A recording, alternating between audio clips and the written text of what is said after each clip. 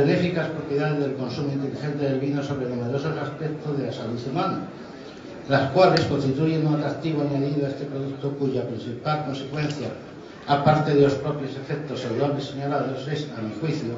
la de volver a situar el vino en el nivel de acción que la antigua medicina y la sabiduría popular lo venía haciendo desde tiempos remotos, a despecho de posturas simplistas, apresuradas, cuando no sesgadas, intenten privarlo de dichos atributos. En el caso de Galicia, además de todas estas importantes relaciones, hay que añadir de forma destacada el misterioso atractivo que subyuga desde el primer contacto que con ellos se tienen, que vuelve a sus vinos.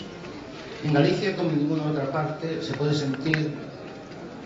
una profunda relación, casi sobrenatural, entre la tierra, el aire, las gentes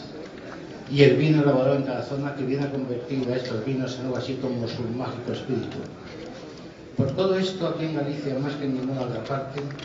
no podemos escatimar esfuerzos para impedir que esta íntima relación se anule o quede dividida en simplistas planteamientos coyunturales,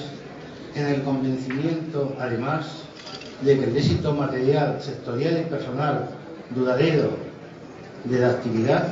legítimo último objetivo que esta, como cualquier otra actividad económica,